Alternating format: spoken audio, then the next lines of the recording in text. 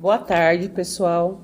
Hoje, no dia 14 de maio de 2024, estamos aqui para um podcast especial falando um pouco sobre a data de ontem, do dia 13 de maio, que sempre é comemorado, mas será que a gente precisa comemorar isso? A Lei Áurea, 120 anos, é mesmo uma data comemorativa? Eu quero fazer essa pergunta para meus alunos que estão aqui nesse momento. O que eles acham disso? Gostaria que vocês falassem um pouco.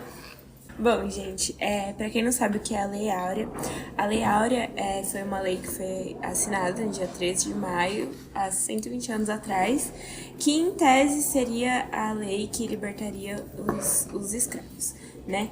Quem assinou ela foi a princesa Isabel, certo? Mas é importante a gente ressaltar que a história não é como ela é contada, porque a princesa Isabel, assim como toda a realeza da época, era uma pessoa branca e ela não assinou por vontade própria, ela não assinou porque deu na telha dela, vou ajudar os escravos. Não foi assim que aconteceu. Foi todo um jogo político, foi também parte do começo do capitalismo na América Latina, mas principalmente no Brasil, que estava em ascensão na época, né? E tem tudo a ver com a manufatura, tem tudo a ver com Portugal, tanto que, se vocês forem pesquisar aí na mídia de hoje em dia, Portugal ainda hoje não aceita muito bem a ideia da liberdade do Brasil, porque a ideia deles era realmente ter o Brasil como colônia para sempre, porque o Brasil é muito rico em... como pode dizer, em matéria-prima mesmo. Sim, tem muito mais coisas do que Portugal, no caso. Exatamente. Até pelo fato do Brasil ser um território muito grande, né? Para muitos terem noção, São Paulo é do tamanho da Alemanha. Então, assim, só se você for comparar algo tão pequeno, para você ver que a Europa é um ovo perto do nosso território. Sim. E outra coisa também, né? A Igreja Católica também tem muita culpa na escravidão e no processo que teve quando o Brasil foi colonizado. Então, a gente não culpando só a Igreja Católica, mas sabemos que tem muitas coisas aí que não foram justas, né? Falando ainda do 13 de maio, eu acho que a princesa Isabel, ela, igual a Dani falou, é tudo um jogo de negócio. Porque, tipo, ela libertou as pessoas que eram escravizadas só pra ganhar. Porque, tipo, querendo ou não, é meio insano você pensar que, tipo, vamos supor, pessoas negras. Porque eu sou negra, né? Somos negros, né? Somos. Tipo, é muito coisado, tipo, você pensar que, tipo, assim, ela assinou a lei, aí você é livre. Só que você não tem nada. Você não tem nada. Você, tipo, não tem um trabalho, você não tem um lugar, você não tem dinheiro, você não tem nada. Você tem, tipo, o quê? Você tem sua cor, que era totalmente desvalorizado. E continua sendo sendo assim até hoje. Mas naquela época era algo insano, entendeu? Você ser negro. Entendeu? E, tipo, ela libertou, só que, tipo, libertou só pra ter mão de obra. Porque muitas pessoas que eram negras, tipo, que eram negros, continuaram trabalhando pros seus patrões, tipo, sem receber nada. E, tipo, receber o quê? Uma moeda. Tipo, a pessoa fala assim, aqui, ó, pra você. Então, tipo, continuou sendo uma escravidão, tá ligado? E eu acho que isso influenciou muito hoje em dia na questão de periferias, né? Nas periferias, que tem essa questão que, tipo, quando as pessoas negras, elas foram libertadas, elas não tinham muito pra onde ir. Então, elas foram pros morros, que aí foi onde surgiu a favelas. Sabe? Então, tipo, tem muito essa questão também. Aí, eu acho que a gente entra, tipo, falando até de várias outras coisas. Isso é algo importante quando a gente fala de cota racial em faculdade e escola. Porque tem gente que diz que não precisa de cota racial, mas aí você percebe toda essa história, entendeu? De como as pessoas negras nunca tiveram, tipo, grande importância na sociedade, de como elas... Mentira, pessoas negras foram muito importantes para a sociedade, Darias, Angela Davis, Carolina e Maria de Jesus, elas são, tipo, super importantes. Elza Soares, Machado de Assis, foram pessoas super importantes que não tiveram seu reconhecimento. entendeu? E é importante ressaltar também que a escravidão não foi um acontecimento tão longevo quanto as pessoas imaginam. É importante ressaltar que a última escrava, entre aspas, legalizada no Brasil, morreu no ano que eu nasci. Ela morreu em 2008.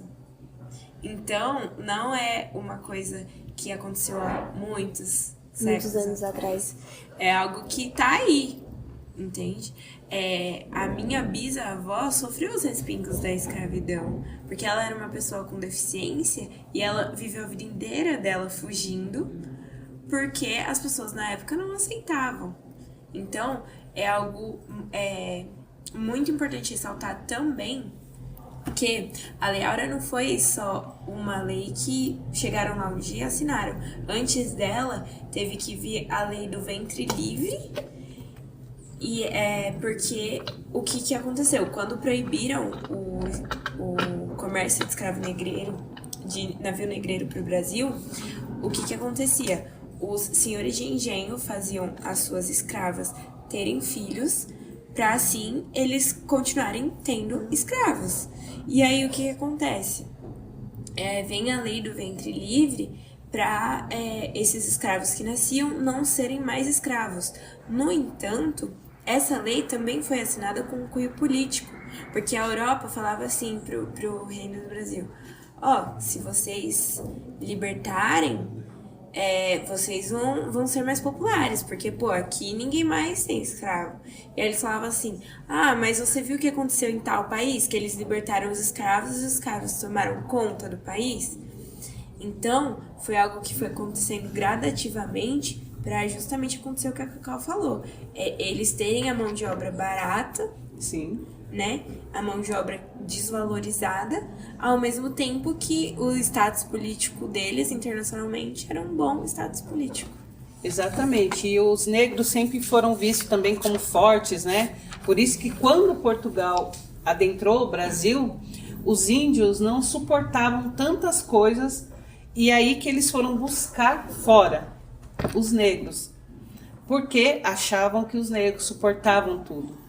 Suportaram muito, muito e muito mesmo, né? Quantas dores eles não suportaram para a gente estar aqui hoje. E a gente vê até na atualidade que tem, por exemplo, as pessoas negras são mais fortes porque elas foram selecionadas antigamente, selecionadas a dedo. Você é forte, então você vem trabalhar comigo e o resto pode. E isso vemos hoje.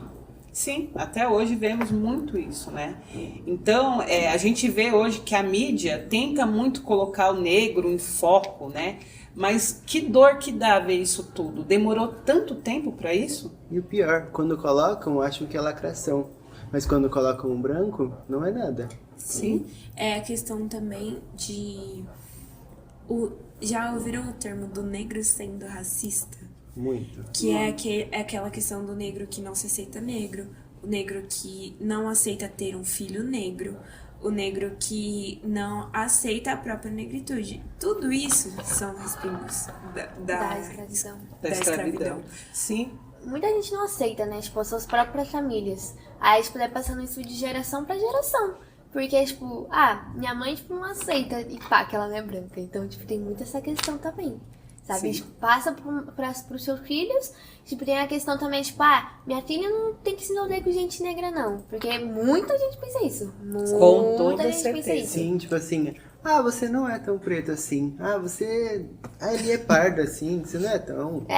E, tipo, exatamente. gente, Hoje, aqui também na biblioteca, eu aprendi uma coisa que eu ainda não sabia muito, que era o conceito da roda, né? Roda de capoeira, roda de samba, tudo isso tem um conceito que vem também, pelo que eu entendi, né, na conversa, que já vem dos escravos também, porque por que uma roda? Tudo era muito escondido. Então, para jogar capoeira, para dançar, para tocar instrumentos, tinha que ser escondidos, né? Os escravos não podiam. Então, esse termo roda também vem da escravidão. Então, são coisas que a gente vai vivendo e vai aprendendo, só que eu acho que é um viés para todos os negros, pretos, como for intitulado, que a gente também procure saber mais sobre tudo isso. Saber mais sobre nossa buscar cultura, nossas né? origens, nossas culturas. Tanto que antes dessa Lei Áurea, teve muitas guerras, né? Teve muita busca pela liberdade. Teve os malês, teve Negócio da chibata. Sim, teve muita guerra aí. Muita guerra pela libertação. Então, eu acho que é muita consciência de cada um saber que a gente precisa, sim, lutar pela cultura. Lutar e não deixar esquecer. E lutar e amar a nossa cor. Sim. E. Pode falar. Não, pode falar. Ainda hoje em dia, a elite tenta esconder a ancestralidade negra, porque a gente pode perceber isso em todos os lugares.